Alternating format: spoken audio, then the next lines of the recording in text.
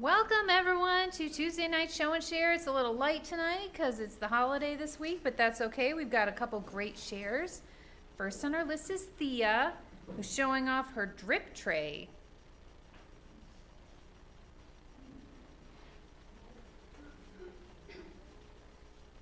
I haven't had the problem with this hot glue gun, but my old one, once you had it plugged in, it would just drool out of the nozzle. And so you would get glue on the carpet and on the table. Yeah, that didn't really work. So this here is about 20 minutes worth of work and $5.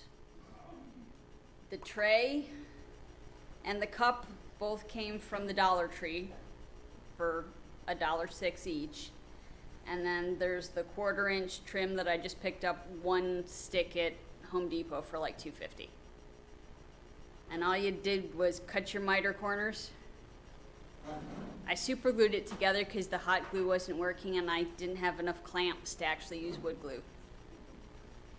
And then I also super glued this on because the metal and the wood together don't bond well with many substances. But yeah, the glue gun fits on, it drools, and all your glue sticks are there and they're not like rolling across the floor on you. Put it over the overhead. Yeah, put on the overhead so we can see the edges. There you go.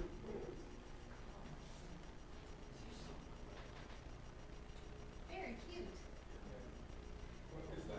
Is that a holder for the glue gun or is it built into the gun? Yeah, that came with this glue gun. So there were others on Pinterest that actually had like a built-in holster here and then you didn't have the plastic thing in your way. But that was more complicated than I was willing to do because I needed something that weekend. So I might try one of those in the future, but this is functional, which is all I wanted. Any questions? So you said you didn't add any hot glue to glue it together, but you made a glue gun? No, I have the hot glue gun, but something about the smooth plywood, it wasn't bonding, it was just popping back off. Which is perfect for it, right? Yes, yes, you can peel it right off.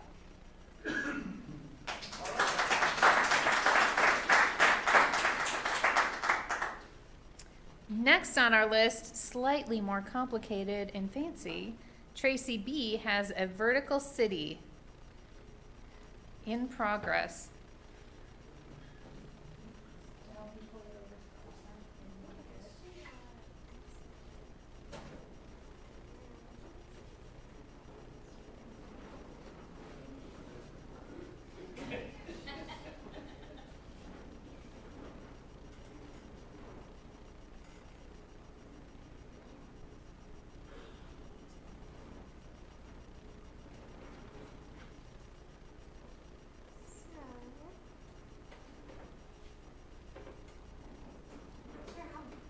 That's good right there. Is that good? That's good. When you're on the microphone, we can hear you.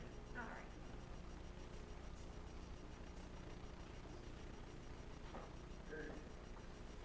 right.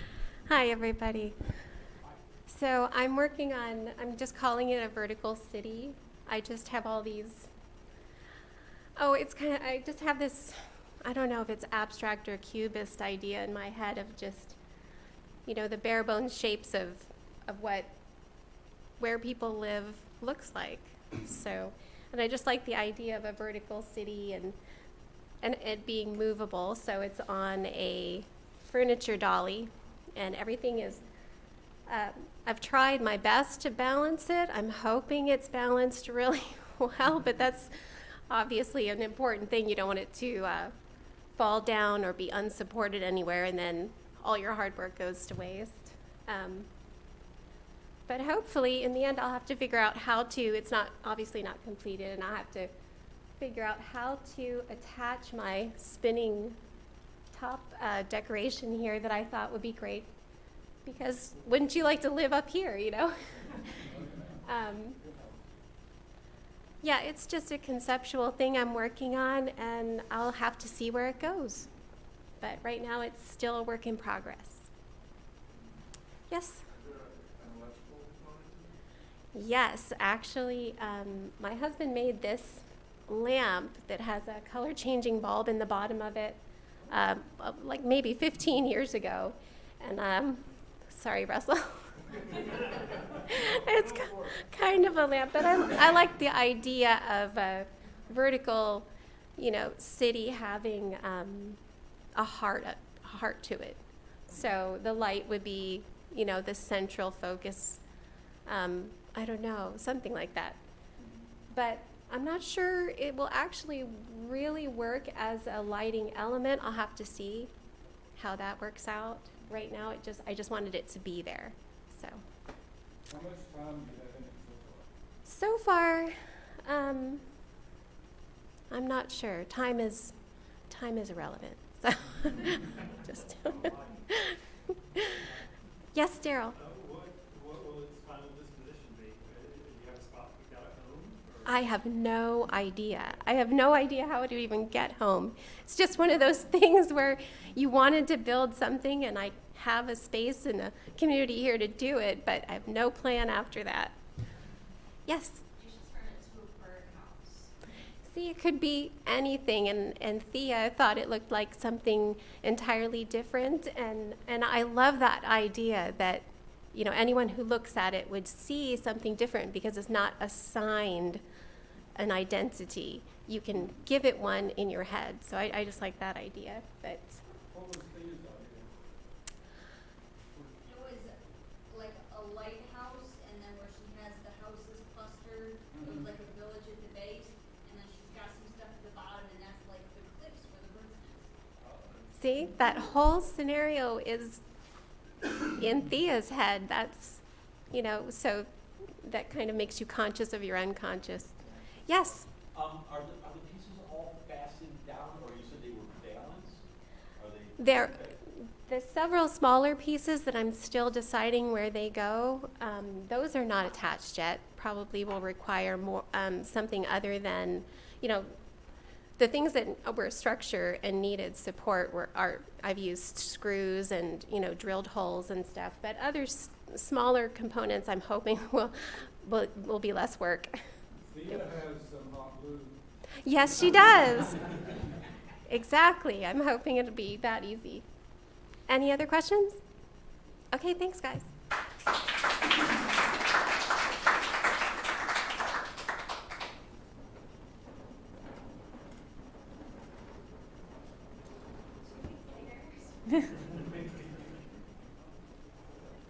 Has so much detail. You have to all come up and look at it. I can't wait to see it finished. Last on our list tonight is Laura, who has a shirt she just made today.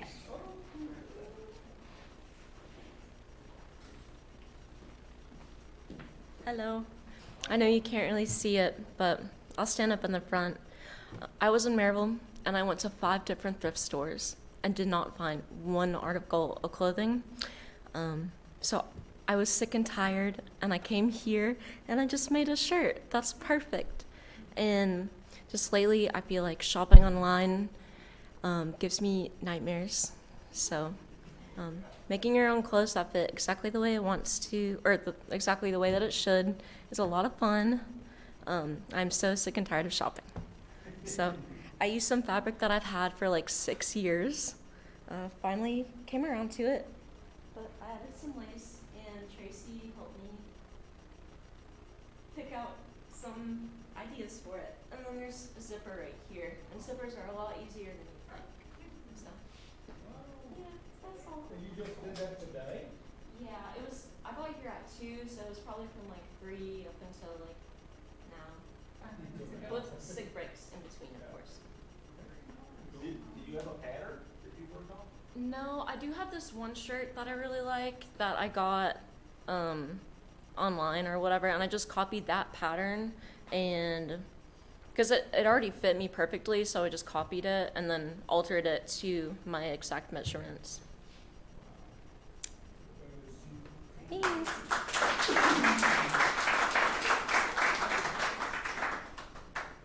Someday I will make an article of clothing. It looks so fun. That's everybody tonight.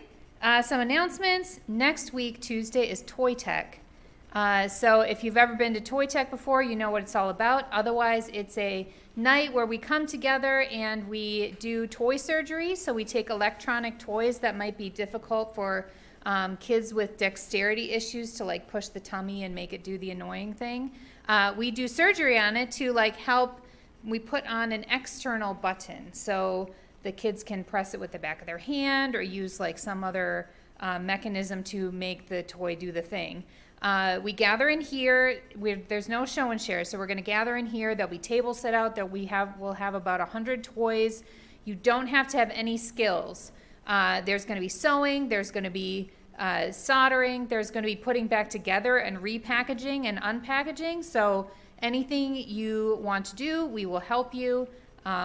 If you do have skills and if you do have the tools, your favorite tools from home, you're welcome to bring them. We'll have enough here for everyone to use, but you know, you like your own soldering iron and maybe you want to bring that along and make sure that there's enough for everybody. So bring your friends, bring a spirit of joy and Christmas and toys next week, Tuesday, and it'll be a really, really good time here. Otherwise on the calendar, there's a ton of bandsaw classes. So if you want to learn how to use the bandsaw, this is the month for you. And then one class we have in December 7th is making a fabric box with Thea, which you can store your hot glue guns in. So, and that's all I've got tonight. So everybody have fun in the shop and have a great Thanksgiving.